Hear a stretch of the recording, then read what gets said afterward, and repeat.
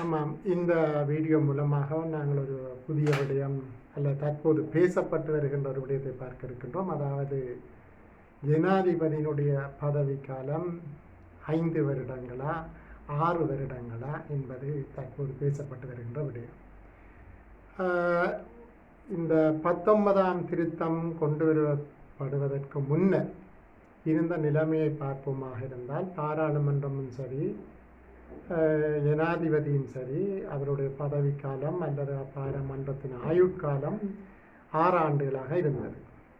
ஆனால் இந்த 19வது திருத்தம் கொண்டு வரப்பட்ட பின்னர் இதில் மாற்றம் கொண்டு வரப்பட்டது. 19ஆம் திருத்தம் கொண்டு வரப்பட்ட முக்கிய நோக்கமே இதனை 5 வருடங்களாக குறைப்பது என்பதுதான். ஆகவே தான் இந்த ஜனாதிபதியினுடைய பதவிக்காலம் சம்பந்தமாக அரசியலமைப்பிலே உறுப்புரை 32வது பிரிவு சொல்லுகின்றது. அதாவது ஜனாதிபதியாக தெரிவு செய்யப்பட்டவர் 5 ஆண்டுகள் பதவி வகித்தல் வேண்டும் என்று சொல்லப்பட்டிருக்கு. ஆகவே அந்த காலப்பகுதி தெளிவாக வரையறுக்கப்பட்டிருக்கின்றது 5 ஆண்டுகள். அதே போல தான் நாங்கள் பார்ப்போமா இருந்தால் பாராளுமன்றத்தை பார்ப்போமா இருந்தாலும் இந்த 62ஆம் பிரிவில் இது சொல்லப்பட்டிருக்கின்றது. அதாவது பாராளுமன்றத்தினுடைய ஆயுட்காலம் 5 வருடங்கள் என்று சொல்லப்பட்டிருக்கின்றது. இப்போது நாங்கள் இந்த 5 வருடம் என்கின்ற விடயத்தை நாங்கள் மேலதிகமாக இதில் சந்தேகம் இருக்கிறதா என்பதனை சோதிப்போமாக இருந்தால் அதற்கு நாங்கள் வேறு பிரிவுகளை பார்க்க முடியும். அதாவது 31ஆம் பிரிவை பார்ப்போமாக இருந்தால் அங்கே சொல்லப்படுகின்றது, தேர்தல் மூலமாக ஒரு ஜனாதிபதி தெரிவு செய்யப்படும் இடத்து அந்த தெரிவு செய்யப்படுபவர் ஏற்கனவே பதவியில் உள்ள அதே ஆளாகத்தான் இருப்பாராக இருந்தால் அவருக்கு 2 ஆப்ஷன் இருக்கிறது. அதாவது தேர்தல் நடந்த ஆண்டில் அந்த தேதியிலிருந்து 5 ஆண்டுகள் பதவி வகிக்க முடியும். அல்லாவிட்டால் இன்னொரு ஆப்ஷன் இருக்கின்றது, அதற்கு அடுத்து வருகின்ற அடுத்த ஆண்டில் இவர் பதவியேற்ற அந்த தேதியிலிருந்து 5 ஆண்டுகள் பதவி வகிக்க முடியும். அவை அங்கு தெளிவாக சொல்லப்பட்டிருக்கிறது. 30வது உறுப்பினை 2வது பந்திலே குறிப்பாக சொல்லப்பட்டிருக்கிறது, ஜனாதிபதி பதவி 5 ஆண்டுகள் தான் என்று சொல்லப்பட்டிருக்கின்றது. அதே போல ஜனாதிபதியாக பதவியேற்பவர், அதாவது தேர்தல் நடந்த பின்னர் பதவியேற்பவர் யார், அந்த பதவியில் இருப்பவர் தான் மீண்டும் பதவியேற்பாராக இருந்தால் அது எப்போது தொடங்குகின்றது, எப்போ முடிவடைகின்றது, அது 5 ஆண்டுகள் என்றும் சொல்லப்பட்டிருக்கின்றது. அவை பதவியில் இல்லாத ஒருவர் தெரிவு செய்யப்படுவர். அதாவது ஜனாதிபதி பதவியில் இல்லாத ஒருவர் ஜனாதிபதியாக தெரிவு செய்யப்படுவராக இருந்தால், அதாவது தேர்தல் நடக்கின்ற போது ஜனாதிபதியாக இருக்கின்றவர் அல்லாத ஒருவர் ஜனாதிபதியாக தெரிவு செய்யப்படுவாராக இருந்தால் அதற்கும் அங்கே ஏற்பாடு செய்யப்படும். அந்த தேர்தல் முடிவு அறிவிக்கப்பட்டதிலிருந்து 5 ஆண்டுகள். இதில் என்ன சந்தேகம் இருக்கிறது? அவை தெளிவாக சொல்லப்பட்டிருக்கிற ஜனாதிபதி பதவிக்காலம் 5 வருடம், எப்போது அது தொடங்குகின்றது என்பதனையும் 36வது பிரிவிலே தெளிவாக சொல்லும். அது 2 ஆப்ஷன் இருக்கிறது. ஒன்று, ஜனாதிபதியாக இருப்பவர் தான் மீண்டும் தெரிவு செய்யப்பட்டால் என்ன நிலைவரை, இல்லை ஜனாதிபதியாக இல்லாத வேறொருவர் தெரிவு செய்யப்பட்டால் எப்போது அந்த காலம் தொடங்கி எப்போது முடியும், அதாவது 5 ஆண்டுகள் என்று தெளிவாக சொல்லப்பட்டிருக்கு. இதே போல பாராளுமன்றத்தை பார்ப்போமாக இருந்தால் பாராளுமன்றத்தில் 62வது உறுப்பினை 2வது பந்தியிலே சொல்லப்பட்டிருக்கின்றது. பாராளுமன்றத்தினுடைய ஆட்காலம் 1வது கூட்டத்தொடர் எப்போது நடத்தப்படுகின்றதோ அதிலிருந்து 5 ஆண்டுகள் அது பதவியில் இருக்கும் அல்லது ஆயுட்காலத்தை கொண்டிருக்கும் என்று சொல்ல முடியும். அந்த காலம்தான் தொடரும். அதற்கு பின் என்ன நடக்கும் என்று சொன்னால் சட்டம், அதாவது பை ஆபரேஷன் ஆஃப் லா அது கலைக்கப்பட்டதாதல் வேண்டும். அவை 5 வருடங்கள் முடிந்த பின்னர் பாராளுமன்றம் சட்டத்தின் செயற்பாட்டினால் கலைக்கப்பட்டு விடுகின்றது. அங்கு இவரும் கலைக்க வேண்டிய அவசியம் இல்லை. 5 ஆண்டுகள் முடிவென்றால் தானாக கலைந்துவிடும், அங்கு பாராளுமன்றம் இருக்க முடியாது. அதே போலதான் 2 மேலதிகமான உறுப்புரைகளை பார்க்கணும். இது சம்பந்தமானது 5 ஆண்டுகளுக்கு சொல்ல வேண்டும் என்று சொன்னால், அதாவது கவர்னர், அதை நாங்கள் பார்க்கிறோம் 154B உறுப்புரையிலே 5வது பந்தியில் சொல்லப்பட்ட ஆளுநர் 5 ஆண்டுகள் பதவி வகிப்பார். அதே போல மாகாண சபைகளை பார்க்கிற போது கூட இந்த இந்த விடயம் சொல்லப்பட்டிருக்கிறது. அதாவது இந்த 154E என்ற பிரிவிலே சொல்லப்பட்டிருக்கின்றது, மாகாண சபைகள் 5 ஆண்டுகள் பதவி. அவை எங்கு பார்க்கிற போதும் அந்த பதவிக்காலம் என்பது 5 ஆண்டுகள் தான். அவை இதில் என்ன இப்போது குளறுபடி இருக்கிறது, ஏன் 6 ஆண்டு என்ற ஒரு பேச்சு வருகிறது என்று சொன்னால் அங்குதான் ஒரு விடயம் இருக்கிறது. அதாவது 83வது உறுப்பினர். 83வது உறுப்பினர் என்கிற போதே அங்கு ஒரு பிரச்சனை இருக்கிற பிரிவு. இலங்கைக்கு அரசியலமைப்பிலே 83வது உறுப்பினர் என்று சொன்னால் அது ஒரு பிரச்சனைக்குரிய பிரிவு தான். அதை என்னோடு பார்ப்போமாக இருந்தால், இந்த 83வது உறுப்பினரை பொறுத்தளவிலே 2 பந்திகள் காணப்படுகின்றன. அதே முதலாவது பந்தி ஏ பந்தியை நாங்கள் பார்ப்போமாக இருந்தால் சில உறுப்புரைகள் குறிப்பிடப்பட்டிருக்கு. அதாவது 1ஆம் 2ஆம் 3ஆம் 6ஆம் 7ஆம் 8ஆம் 9ஆம் 10ஆம் 11ஆம் இப்பிரிவு, அதாவது 83ஆம் பிரிவு. அவை 83ஆம் பிரிவினை திருத்துவதாக இருந்தால் அல்லது அதனை நீக்கிவிட்டு மீள ஒரு புதிய பிரிவை கொண்டு வருவதாக இருந்தால், அல்லது இந்த நீக்கம் திருத்தம் ஏற்கனவே இருக்கிற பிரிவுக்கு முரணாக இருக்கிற ஏதேனும் ஒரு விடயத்தை கொண்டு வருமாறு அங்கே வடிவாக சொல்லப்படாது. ஓ விச் இஸ் இன்கன்சிஸ்டன்ட் சொல்லப்படுகிறது. அந்த வடிவம் அந்த சொற்றொடல் மிக முக்கியம். அதாவது அல்லது திருத்தமாக இருக்கலாம், 83ஆம் பிரிவை திருத்துவதாக இருக்கலாம், அல்லது 83ஆம் பிரிவை நீக்கிவிட்டு புதிய பிரிவை இருக்கலாம், அல்லாவிட்டால் ஏதாவது ஒரு வழியில் 83ஆம் பிரிவிலே சொல்லப்பட்ட இந்த பிரிவுகளுக்கு ஒவ்வாதொரு பிரிவை கொண்டு வருவதாக இருக்கலாம். அவை இவ்வாறு செய்கிற போது 3/2 பெரும்பான்மையும் ரெஃபரண்டமும் சொல்ல வேண்டும் என்று சொல்லப்பட்டிருக்கு. பி பிரிவு தான் எங்களுக்கு முக்கியமானது. அதான் எப்போதும் பரவலாக பேசப்பட்டிருக்கின்றது. அதன்படி பார்க்கிற போது இந்த 30ஆம் பிரிவு 2ஆம் பிரிவிலே ஜனாதிபதி 5 வருடங்கள் சொல்லப்பட்டிருக்கின்றது. 62 2வது பந்தியிலே சொல்லப்பட்டிருக்கின்றது பாராளுமன்றம் 5 ஆண்டு காலம் என்று சொல்லி இவ்வாறு இந்த விடயங்கள் சொல்லப்பட்டிருக்கிற அதே வேளை நாங்கள் பார்ப்போமாக இருந்தால், அதாவது இந்த பிரிவை திருத்துவதாக இருந்தால், அதாவது இந்த 30(2) திருத்துவதாக இருந்தால், அல்லது 62(2) திருத்துவதாக இருந்தால், அல்லாவிட்டால் நீக்கிவிட்டு புதிய பிரிவை கொண்டு வருவதாக இருந்தால், இந்த பிரிவுகளின் திருத்தம் அல்லது நீக்கம் ஏற்கனவே சொல்லப்பட்ட இந்த பிரிவில் சொல்லப்பட்டதுக்கு ஒவ்வாததாக இருந்தால் என்று சொல்லப்பட்டிருக்கு. ஆக இந்த ஒவ்வாததாக இருந்தால் என்றால் இந்த பிரிவு என்ன சொல்லுகிறது என்று சொன்னால், இந்த 30(2) சொல்லப்பட்ட 62(2) சொல்லப்பட்டிருக்க இந்த 5 ஆண்டு காலப்பகுதி என்று சொல்கிற இந்த காலப்பகுதி ஏற்கனவே 18ஆம் பிரிவுக்கு 19ஆம் திருத்துக்கு முன்னர் அது 6 ஆண்டுகள் என்று காணப்பட்டது. 19ஆம் பிரிவு தான் நான் ஏற்கனவே ஆரம்பத்தில் குறிப்பிட்டிருந்தேன், அது 5 ஆண்டுகளாக குறைக்கப்பட்டது. அவை இந்த 6 ஆண்டு காலம் என்று தான் அப்போது இருந்தபடிதான் 83 அவர்கள் திருத்தவில்லை. காரணம் இருக்கிறது.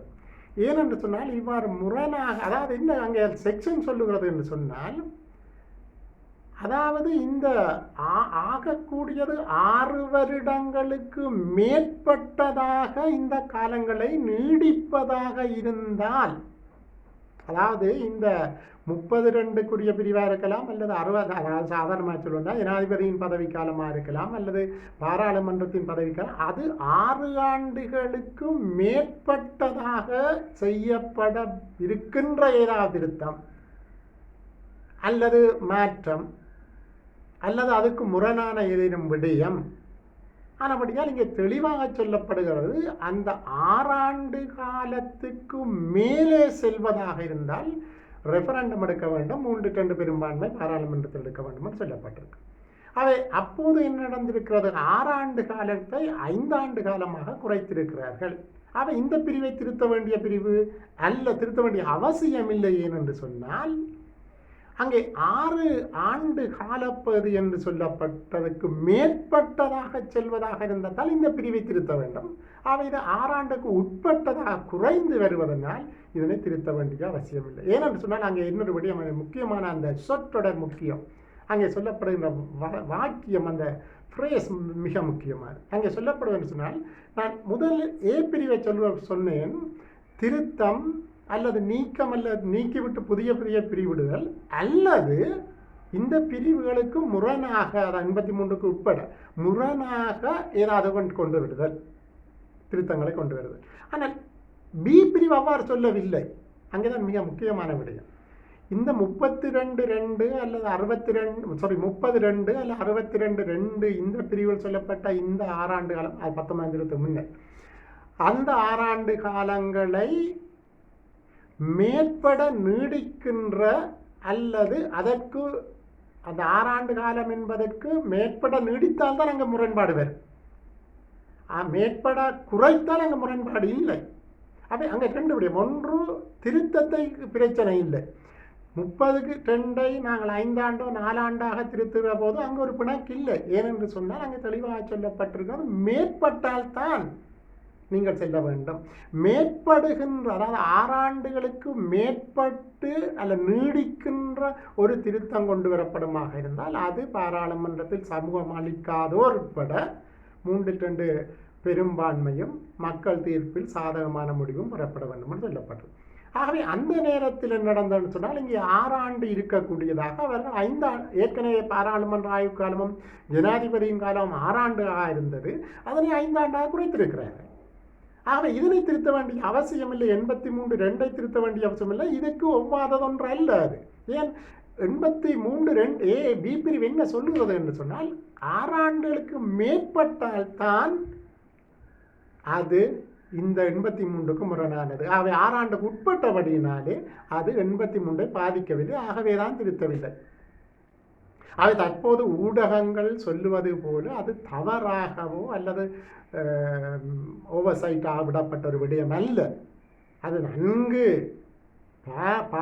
அது பரீட்சிக்கப்பட்டு கன்சிடர் பண்ணப்பட்டு இந்த, அதாவது 5 ஆண்டுகளாக குறைப்பதற்கு இந்த 83(b)ஐ திருத்த வேண்டிய அவசியம் இல்லை என்றபடியினால்தான் அது கைவிடப்பட்டது. தற்போது நீங்கள் 6 ஆண்டை 5 ஆண்டாக குறைக்க வேண்டும் என்று சொன்னால் நிச்சயமாக தற்போது அவசியம் இல்லை. செய்ய வேண்டுமாக இருந்தால் அடுத்த இடையம் வருகிறது, எவ்வாறு செய்ய முடியும் என்று சொன்னால் பி பிரிவிலே அது ஒரு இஷ்யூ இல்லை. ஏ பிரிவிலே சொல்லப்பட்டிருக்கிறது 83வது பிரிவை திருத்துவதாக இருந்தால், ஆகவே 83ஆம் அறிவை திருத்துவதாகத்தான் வரும். 6 ஆண்டை 5 ஆண்டாக மாற்ற வழிக்கிட்டால் அல்ல ஆரம்பித்தால் அவ்வாறு திருத்தப்பட்டு நிச்சயமாக ரெஃபரண்டம் செல்ல வேண்டிய விடயமும் வருகின்றது. ஆகவே ஒரே தெளிவான முடிவு என்னென்னு சொன்னால் 30(2) ஜனாதிபதியின் பதவிக்காலம் 5 ஆண்டுகள், 62(2) பாராளுமன்றத்தின் பதவிக்காலம் 5 ஆண்டுகள். 5 ஆண்டு முடிந்த பின்னர் பதவிக்காலம் இல்லாத ஒழிகின்றது. ஆக இங்கு அதில் எந்த விதமான சந்தேகமோ ஒரு ambiguities இல்லை, ஐயம் இல்லை, தெளிவாக சொல்லப்பட்டிருக்கு. 6 ஆண்டுக்கு 83 சொல்லப்படுகிற விடயம் 6 ஆண்டுக்கு மேற்பட ஏதாவது திருத்தம் கொண்டு வரப்படும். அதாவது 6 விட்டு 7 ஆண்டுகள் என்று மாற்றுவோமாக இருந்தால் அங்கே ரெஃபரண்டமும் 3/2 பெரும்பான்மை தேவை. அல்லாவிட்டால் தனியாக 3/2. ஆகவே 19ஆம் திருத்தம் 3/2 பெரும்பான்மையுடன் செய்யப்பட்டது தவறில்லை, அது சரியாகத்தான் நிறைவேற்றப்பட்டிருக்கிறது. தற்போது 6 ஆண்டு என்று சொல்லப்படுகிற இந்த 83ஆம் உறுப்புரையின் பி பிரிவு திருத்த வேண்டிய அவசியம் இல்லை. அவ்வாறு திருத்த வேண்டும் என்று முயற்சிக்கப்படுமா என்றால் அது நிச்சயமாக ரெஃபரண்டம் செல்ல வேண்டிய வரும். என்று சொன்னால் ஏ பிரிவின் கீழ் சொல்லப்பட்டிருக்கிறது இந்த திருத்தம் கட்டாயமாக, அல்லது 83(a) சொல்லப்பட்டிருக்கிறது இந்த பிரிவு, அதாவது 81, 2, 3, 6, 7, 8, 9, 10, 11 இந்த பிரிவு உட்பட 83ஆம் பிரிவை திருத்துவதாக இருக்கலாம், அல்லது நீக்கிவிட்டு புதிதாக கொண்டு வருவதாக இருக்கலாம், அல்லது முரண்பாடான ஒரு திருத்தத்தை கொண்டு வருவதாக இருக்கலாம். அவ்வாறு சொல்லப்படும். அவை அங்கே அல்லதுன்னு சொல்லப்படும். ஆனால் பீலே சொல்லப்பட்டிருக்கின்றது திருத்தம் நீக்கம். அது எது இந்த 6 ஆண்டுகளுக்கு மேற்பட்டதாக இருந்தால் மட்டும்தான் ரெஃபரண்டத்தை செல்ல வேண்டும் என்று சொல்லப்படும். அவை தற்போது அப்போது செய்த 19ஆம் திருத்தத்தில் செய்யப்பட்டது முற்றிலும் சரியானது, தவறில்லை, தெளிவானதும் விடயம் ஒன்றுதான். ஜனாதிபதியின் பதவிக்காலம் 5 ஆண்டுகள் தான், அதனை விட மேல் செல்ல முடியாது. ஆனால் தற்போது 6 ஆண்டை 5ஆக மாற்றிவிட்டால் அதுக்கு ரெஃபரண்டம் எடுக்க வேண்டும் என்ற ஒரு பிரச்சனை. 2வது இருக்கிற பிரச்சனை, அந்த விடயம் அதன் பின்னர் 6 ஆண்டுகளாக ஆக்குவதாக இருந்தால் திருப்பியும் ரெஃபரண்டம் செல்ல வேண்டும். ஆனால் தற்போது இருக்கிற நிலையில் 6 ஆண்டுகளாக மாற்ற முடியுமா என்றால் முடியும். 3/2 பெரும்பான்மையுடன் ரெஃபரண்டம் செல்ல வேண்டிய அவசியம் இல்லை. தற்போது இருக்கிற ஜனாதிபதி தான் திறந்தும் இன்னொரு வருடம் இருக்க வேண்டும் என்று விரும்பினால் அதில் திருத்தம் செய்ய வேண்டும். அது சாதாரணமாக பாராளுமன்றத்தில் 3/2 பெரும்பான்மையுடன் நிறைவேற்றிவிட்டால் 6 ஆண்டுகள் மட்டும் செல்லலாம், அதுக்கு மேல் செல்ல முடியாது. அவை அந்த வரையறை தற்போது 6 ஆண்டுகள் என்பது அங்கே சொல்லப்பட்டிருக்கு. அதற்காக சாதாரணமாக 6 ஆண்டு செல்ல முடியும் என்றால் முடியாது. இன்னொரு அரசியலமைப்புக்கு திருத்தம் கொண்டு வர வேண்டும். அந்த திருத்தத்திலே 6 ஆண்டுகள் என்று மாற்றப்பட வேண்டும். 83 அவ்வாறு இருக்க விட்டு ஜனாதிபதி 1 வருடம் செல்ல முடியும். அல்லாவிட்டால் ஜனாதிபதி 5 வருட முடிவில் வீடு செல்ல வேண்டும். நன்றி.